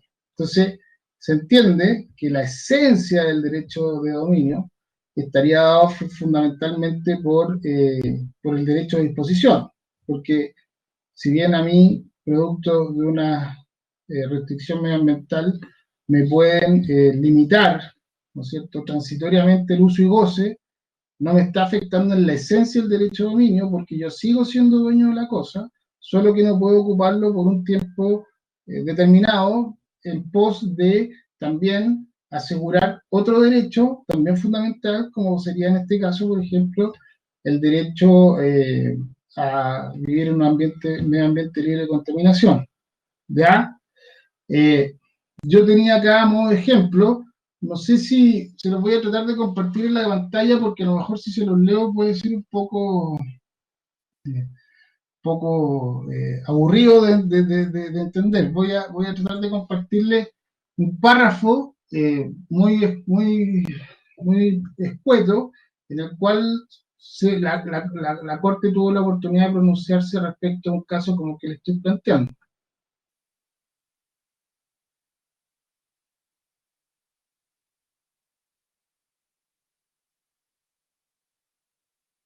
A ver si dice... No sé si lo alcanzan a ver, pero...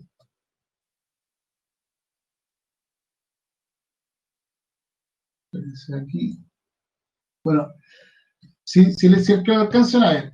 En este caso, para los que no son de Chile, digamos, acá habitualmente este año no por producto de la pandemia, pero nosotros habitualmente en Chile tenemos problemas de contaminación grave, y a partir de esos problemas de contaminación de gases, ¿no es cierto?, producto de distintas fuentes de emisión, pero también fundamentalmente vehículos, se han generado ciertas medidas de restricción vehicular, que obviamente, ¿no es cierto?, afectan el dominio sobre mi vehículo, puesto que yo no lo podré utilizar cuando quiera, donde quiera y cada vez que quiera, sino que deberé aceptar las restricciones de circulación determinados días, etcétera, afectando obviamente mi derecho de uso y goce. No el de disposición, pues yo puedo seguir vendiéndolo, ¿no es cierto? Bueno, acá, este es un parrafito de un fallo en que varias veces se ha cuestionado la constitucionalidad de esta medida, puesto que estaría afectando el derecho de propiedad. Y aquí, ¿qué es lo que dice la Corte? ¿No es cierto? Dice que las medidas restrictivas de circulación vehicular dispuestas por la autoridad competente se fundamentan en el resguardo del derecho de todos los habitantes a vivir en un ambiente libre de contaminación. Derecho que toca a la autoridad velar por su efectivo goce. el derecho a vivir un medio ambiente libre de contaminación. Y la conservación del patrimonio ambiental se encuentra comprendida entre las circunstancias que la función social de la propiedad permite al legislador disponer limitaciones u obligaciones a ella, ¿ya? Entonces, se ven en este caso como la limitación no afecta el derecho en su esencia, sino que solamente lo afecta, pero lo afecta para garantizar otro derecho. Se entiende que es una afectación que está dentro de la carga social o del rol implícito que tiene la propiedad, ¿ya? Y por lo tanto es perfectamente legal y constitucional que pudiera hacerse así. Ahora, si yo afectar el derecho de propiedad en la esencia para garantizar el derecho a vivir en un medio ambiente libre de contaminación, y por ejemplo yo dijera que el Estado o que simplemente tendrán que destruir el vehículo o tendrán que vendérselo a un ente estatal, bueno, ahí ya sí se afecta en la esencia el derecho de propiedad, y en ese caso, al menos la legislación chilena, el único mecanismo que contempla para poder llegar a esa alternativa es la expropiación. Y el Estado tendrá que pagar al particular, ¿no es cierto?, el valor del bien para efectos de que, si el Estado lo estima que es más conveniente, poder proteger el derecho al medio ambiente en este caso, u otro que pudiera estar en conflicto, por sobre el derecho de propiedad, ¿ya? Eso, a modo general, los conflictos que se pueden dar pueden ser innumerables, digamos, ¿ah? Pero quise planteárselo porque era bastante sencillo y fácil de comprender. Voy a ver un segundo si algunas preguntas que parece que se han ido saliendo.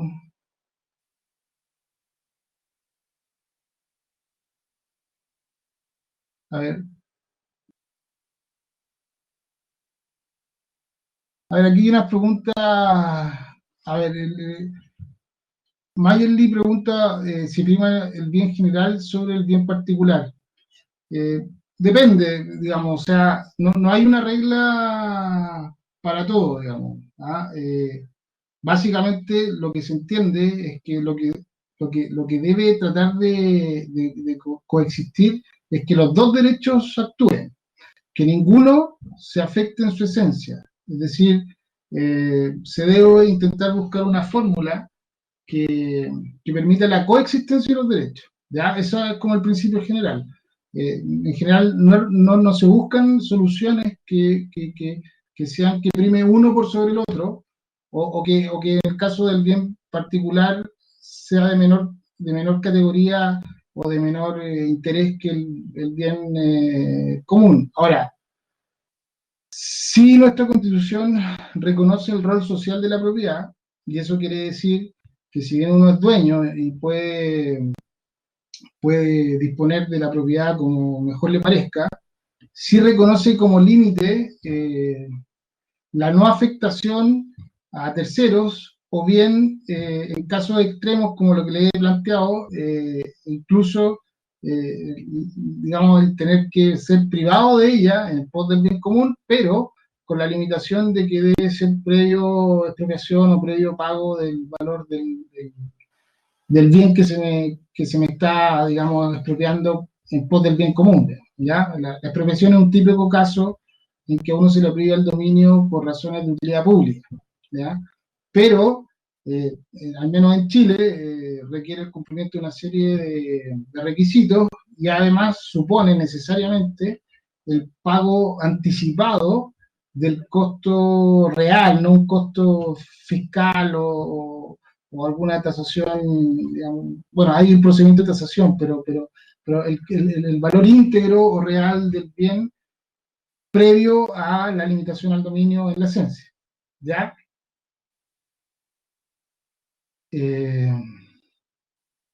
Bueno, ahí lo del derecho de propiedad entiendo que ya quedó contestado, si no, me lo vuelven a preguntar. Ahora, ahí en Paraguay me dicen eh, que el derecho fundamental es el de la vida. Bueno, acá también, digamos, acá también el derecho fundamental, o el primer derecho, el número 1 del artículo 19, es el derecho a la vida. Eh, Evidentemente que es difícil dar un ejemplo en que se pueda, entre comillas, limitar la vida, pero claro, el hecho que sea el número 1 no significa necesariamente que cuando entre en conflicto con otro derecho, el otro derecho quede completamente anulado, ¿ah? Sino que de todas maneras, a pesar de que el derecho a la vida, debe buscarse una fórmula en que ojalá coexistan, ¿ah? Y se apliquen en forma conjunta. Probablemente siempre va a tender a prevalecer el derecho a la vida por sobre el otro, pero no en forma absoluta, ¿ya? Eh,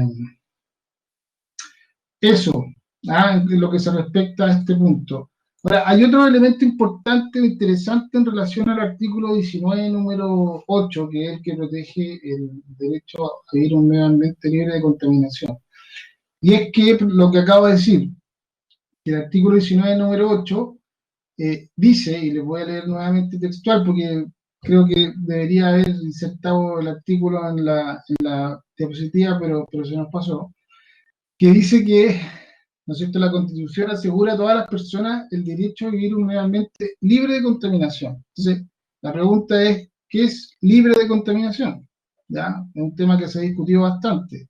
¿Acaso la Constitución garantiza que se va a vivir un ambiente incontaminado, impoluto, sin ningún tipo de contaminación? O sea, que no va a haber smog de ningún grado, que las aguas van a ser prístinas y no va a haber ningún tipo de contaminación, por mínima que sea. Eh, ya que me están pidiendo compartir el artículo, se los voy a compartir, que lo puedan leer todo.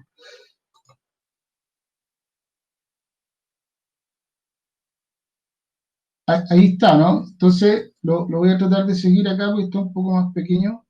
Dice, ¿no es cierto?, el derecho a vivir en un medio ambiente libre de contaminación. ¿Qué significa libre de contaminación? ¿Ah? Y, eh, ¿ah?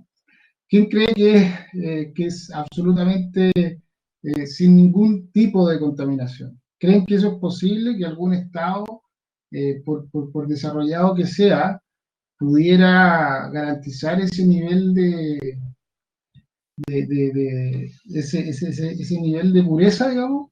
¿O que sería incluso razonable? ¿Podríamos llegar a esos niveles, digamos, sin sacrificar otras cosas, digamos, como el desarrollo, las libertades también individuales, etcétera? Bueno, efectivamente, como ahí responde Mayerly, a pesar de que la letra, ¿no es cierto?, es como bastante clara, lo que se ha hecho al menos en Chile es que a nivel de regulación legal, es decir, una categoría más abajo de la Constitución, tuvo que explicar qué era lo que se entendía por medio ambiente libre de contaminación. Y finalmente, a nivel legal, lo que se dijo que es aquel en el que los contaminantes se encuentran en concentraciones y periodos inferiores a aquellos susceptibles de constituir un riesgo para la salud de las personas, a la calidad de la vida de la población y a la preservación de la naturaleza y a la conservación del patrimonio ambiental. ¿Ya? Entonces, como pueden ver, básicamente libre de contaminación es más que nada libre de riesgo a la salud de las personas. Eso es lo que realmente está garantizando la Constitución, al menos la chilena hoy en día. Eh, claro, me dicen como el caso de Quintero. Sí, bueno, no sé si Quintero ahí aplica a concentraciones inferiores, ¿ah? Está ahí en el límite, parece. Pero fue algo que en algún minuto acá se discutió, digamos, ¿ah?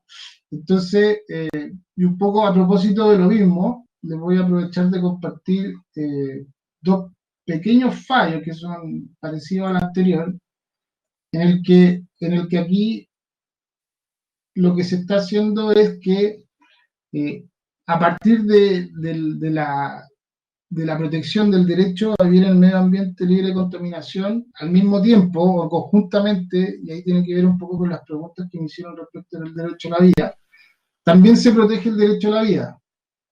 Si se fijan, acá hay un fallo de la Corte, ¿no es cierto?, en que a partir de un mismo hecho, la Corte da por establecido de que se afecta al mismo tiempo el derecho a vivir en un medio ambiente libre de contaminación y el derecho a la vida y a la integridad física y psíquica, digamos, que va de la mano en el fondo, que para poder vivir o para poder tener una vida, para tener derecho a la salud y a la integridad física y psíquica, es necesario también vivir en un ambiente libre de contaminación, digamos, o sea, van de la mano. Entonces, en este caso, aparentemente un tema asociado a ruidos molestos, ¿no es cierto? ¿Qué fue lo que dijo la Corte? La mantención de motores de ventilación en mal estado, tanto los ruidos que emitan sobrepase los niveles de tolerancia que regulan los reglamentos que dispone el Código Sanitario, afecta, ¿no es cierto?, la integridad física y psíquica de las personas, porque obviamente estar ahí con el ruido permanentemente a uno lo puede volver loco, y además violenta el derecho a vivir y trabajar en un medio ambiente libre de contaminación, ¿ya? Y por constituir una arbitrariedad, ¿no es cierto?, en este caso la Corte le otorga la protección al ciudadano y seguramente ahí decretó alguna medida para que esos ruidos desaparecieran o se mitigaran, ¿ya? Aquí otro ejemplo en que vincula el derecho a la vida, el derecho a vivir en un medio ambiente libre de contaminación y el derecho a propiedad, ¿no es cierto? Incluso hace ver lo que le había planteado yo antes, de que establece un deber de parte de los organismos de la administración de velar por el cumplimiento del derecho a vivir en un medio ambiente libre de contaminación. Entonces aquí dice que de acuerdo a la Ley Orgánica de Municipalidades, la administración local de la comuna reside en la municipalidad y corresponde a esta satisfacer las necesidades locales. Así, cae dentro de su competencia tomar las medidas para mantener la limpieza del cauce de un río dentro de los límites de la comuna, y al no hacerlo, vulnera los derechos garantizados a las personas por la Constitución en el artículo 19, número 1, que es la vida, 19, número 8, que es el medio ambiente, y el 24, que es la propiedad, ya que esos hechos impugnados, en primer lugar, atentan contra la vida e integridad física de la recurrente. En segundo lugar, se ha producido, por otra parte, una contaminación ambiental al llevar el agua con elementos en descomposición. Y por último, el ingreso del agua al interior de la morada de la recurrente le causa un menoscabo, un deterioro de los derechos de uso y goce inherentes a su derecho de propiedad. Entonces aquí el derecho de propiedad está tratado en términos, podríamos decir, positivos, es decir, que también un menoscabo al derecho a vivir en un medio ambiente libre de contaminación también me puede provocar un perjuicio o un daño al derecho a la propiedad, ¿ya? Eso en cuanto a la interacción de estos derechos que están consagrados aquí, estamos todavía en la base del sistema, digamos, ¿ah? Todos estos fallos, digamos, doctrinas que les he explicado, todos tienen que ver con, digamos, sentencias que se han dictado a propósito de recursos de protección. En Chile, en otros países se conoce como, a veces se le denomina, acá se le denomina recurso de protección, que en otros países se le denomina recurso de amparo, mandato de seguridad, que en Brasil, en definitiva, son acciones de emergencia que se interponen por los ciudadanos frente a cualquier afectación de algún derecho fundamental garantizado por la Constitución. Yo no soy, digamos, experto en legislaciones latinoamericanas, pero les aseguro que algún instrumento similar deben tener algunas en todos sus países, digamos, es algo que es casi universal, adopta otros nombres, pero la lógica es más o menos la misma. En algunos protege el derecho de desplazamiento y otros derechos fundamentales de manera conjunta. En Chile no, en Chile existe un recurso de amparo para la libertad de desplazamiento, digamos, la libertad. Y para otros derechos fundamentales adopta el nombre de recurso de protección, ¿ya? Claro, por ejemplo, ahí me dicen acción popular. Sí, seguramente, digamos. En general todas las constituciones tienen un mecanismo relativamente similar.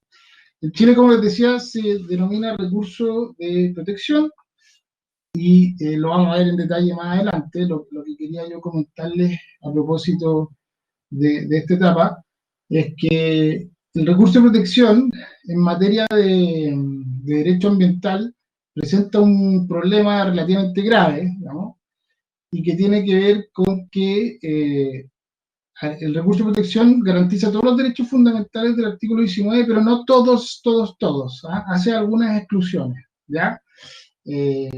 Y en materia de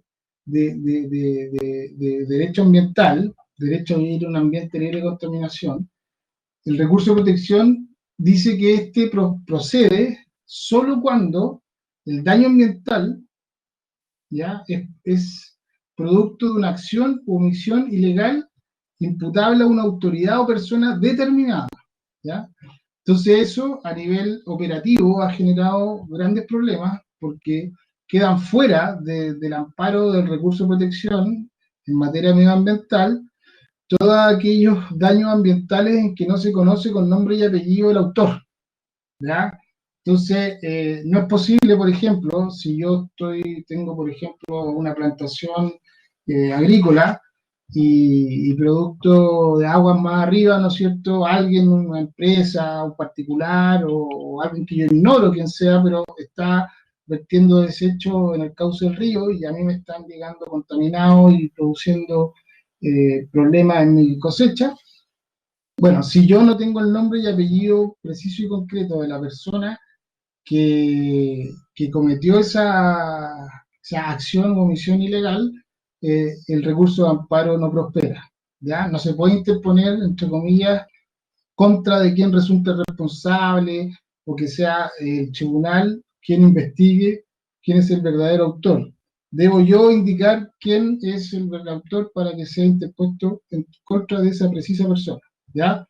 Ese es un elemento que probablemente va a ser objeto de modificación porque la verdad que, bueno, ya han pasado algunos años desde que se consagró y la importancia del derecho ambiental justifica hoy en día que se adopten medidas para que sean los propios tribunales quienes puedan identificar quiénes son los autores del daño, ¿ya? Hay una pregunta que es buena. Me preguntan acá, si no se conoce el autor, ¿podría entablarse el recurso al Estado? Esto es en consideración a su deber de protección del derecho. Se podría, no como recurso de protección, porque el recurso de protección seguramente va a ser rechazado por estar interpuesto en contra de una persona indeterminada. Lo que sí se podría hacer es que en Chile existe un principio conforme al cual el Estado responde incluso cuando no ha obrado, o sea, cuando ha obrado sin culpa, ya, cuando ha incurrido en lo que se denomina la falta de servicio, ya. Aquí eventualmente, no digo que siempre, pero podría darse el caso de que producto de una omisión, una falta de servicio, ya sea porque el organismo estatal, en este caso se llama Dirección de Agua, para seguir con el ejemplo, no investigó o hubo una denuncia y no estableció quiénes eran los culpables, o no fue simplemente y dejó en la indefensión a este ciudadano, y producto de esta falta de servicio del órgano del Estado, el dueño del agricultor pierde toda la cosecha, podría demandar al Estado por falta de servicio, pero en un juicio distinto de indemnización de perjuicio, ¿ya? Por la falta de servicio del Estado. Pero no vía recurso de protección, porque probablemente les va a ir mal por lo que les acabo de mencionar. Y aquí me preguntan si contra una persona natural. Sí, también puede ser contra una persona natural. Puede ser contra una autoridad o una persona determinada, ¿ya? Lo importante es que sea determinada. Y eso es lo que muchas veces limita el ejercicio del recurso de protección en materia medioambiental, porque es muy común que no se conozca el nombre y apellido del autor del daño ambiental, ¿ya? Entonces, ese es un elemento que probablemente requiere algún ajuste ahora que se va a discutir la Constitución. ¿Ah? Bueno, eso es básicamente aquí concluir un poco, a modo de resumen, cómo se garantiza, cómo se estructura el derecho medioambiental en Chile a nivel constitucional. Tenemos que se encuentra fundamentalmente recogido en el artículo 19, número 8, y también por derivación o por conexión en el 19, número 1, que es el derecho a la vida, el 19, número 9, que es el derecho a la salud, y también en esta relación de dos caras, digamos, ¿no es cierto?, positiva y negativa, con respecto al derecho a propiedad, porque también en algunos casos el derecho a propiedad protege al derecho ambiental y en otros casos el derecho ambiental limita el derecho a propiedad, ¿ya? Por eso que tiene como dos caras. Luego, como segundo escalón dentro de la estructura o la institucionalidad ambiental chilena, está lo que se denomina la Ley 19.300 o Ley de Bases del Medio Ambiente, que es una legislación que data de 1994. Era una legislación, podríamos decir, que si bien que en su minuto la verdad que fue bastante novedosa. Yo recuerdo cuando se dictó, yo estaba como en quinto año de Derecho, o tercer año de Derecho, y generó mucho interés por estudiar estos temas, pero que al poco andar quedó bastante obsoleta, digamos, y fue necesario rápidamente, o no tan rápidamente, porque la verdad que el complemento, la ley que figura a continuación, la 20.417, es del año 2010, es decir, hubieron 15 años en que se funcionó solo con la ley 19.300, que fue necesario complementar luego con la 20.417. A ver, para explicarles, la ley de bases del medio ambiente tenía por objeto establecer tres grandes cosas. Uno, primero, desarrollar o concretar este pequeño artículo que les mostré del 19, número 8 a rango legal, digamos. O sea, tenía por objeto desarrollar todas las cuestiones más de detalle que ese 19, número 8 de la Constitución solamente garantizaba a nivel de principio, ¿ya? Y en ese sentido, como les decía, fue un avance. Ahora, esta ley funcionaba en su origen básicamente mediante un solo organismo que se denominaba la CONAMA, ¿ya? Y la CONAMA que se llamaba Comisión Nacional del Medio Ambiente, era la que tenía a cargo toda la gestión medioambiental del país y que se operaba a nivel regional a lo que se denominaban las COREMAS, que eran las Comisiones Regionales Medioambientales, y tenían por función esencial estaban a cargo del sistema de evaluación de impacto ambiental, que en esa época también era bastante más precario y menos sofisticado de lo que existe hoy en día. Entonces, podríamos decir que fue un primer intento por complementar la institucionalidad medioambiental que está solamente desarrollada a nivel de principio en el artículo 19, número 8 de la Constitución. Esa ley fue, como les decía, complementada por la ley 20.417, que esa sí es una ley bastante más contundente, digamos, y que como labor principal lo que hizo fue establecer una especie de separación de poderes dentro de la estructura medioambiental, porque bajo la ley primitiva todo lo hacía la CONAMA. La nueva ley lo que hizo fue dividir los roles, ¿no es cierto? Entonces creó el Ministerio del Medio Ambiente, que vendría a ser como la especie de poder ejecutivo del área medioambiental, el que establece las políticas medioambientales, ¿no es cierto? Trabaja a nivel ejecutivo con el presidente, etc. Luego creó el Servicio de Evaluación Ambiental, que es el que está a cargo de la calificación y de los estudios y declaraciones de impacto ambiental, que es lo que van a ver con Patricio en su módulo.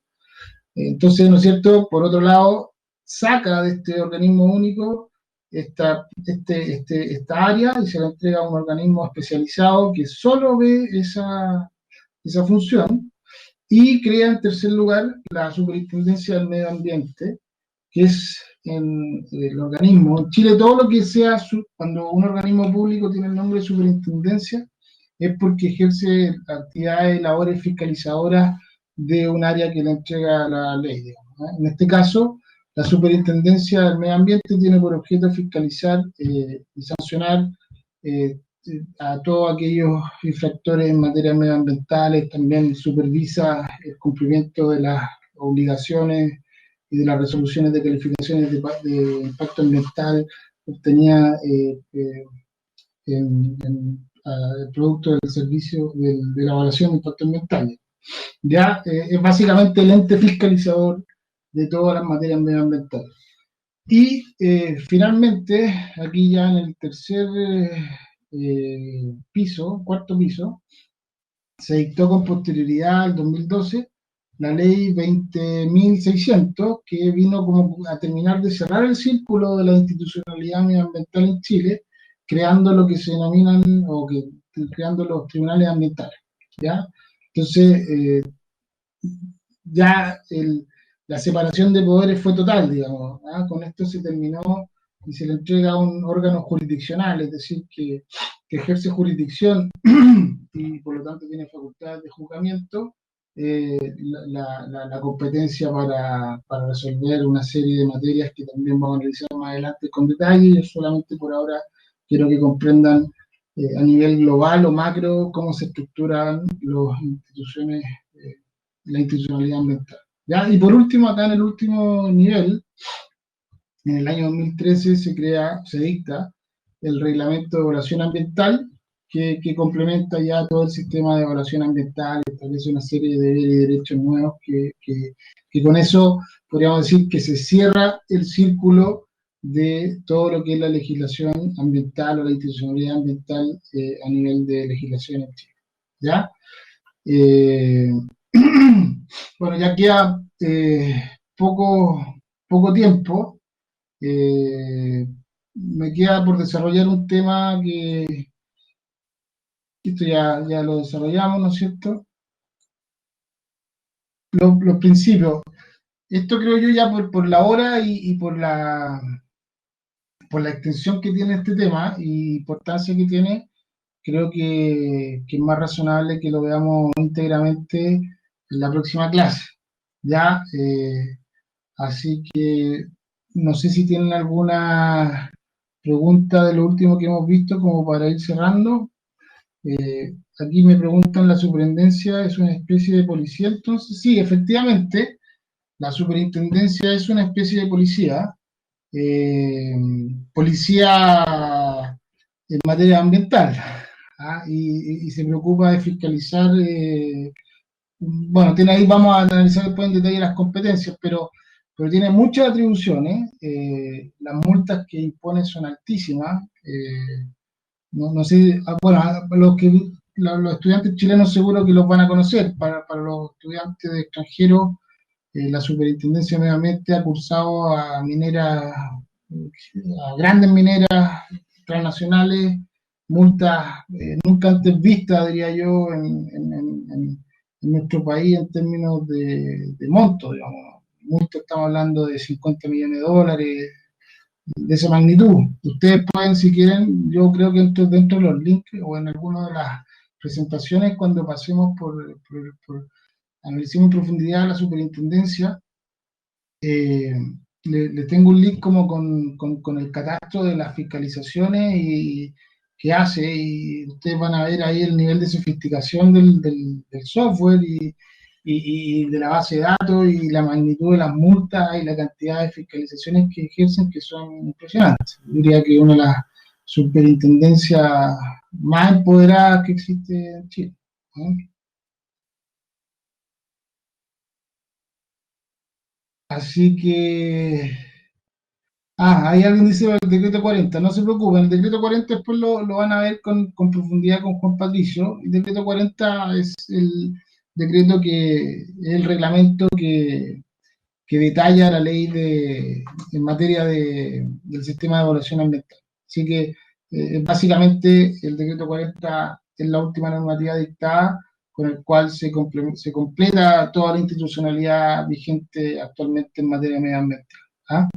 Así que yo aquí no sé si la terminamos así o existe, tienen que tomar la asistencia o algo por el estilo. Sí. Yo voy a tomar la lista de asistencia ahora, antes de que se retiren. Sí. No sé si quedan dudas por parte de los participantes, si es que hay alguna otra consulta antes de cerrar la sesión.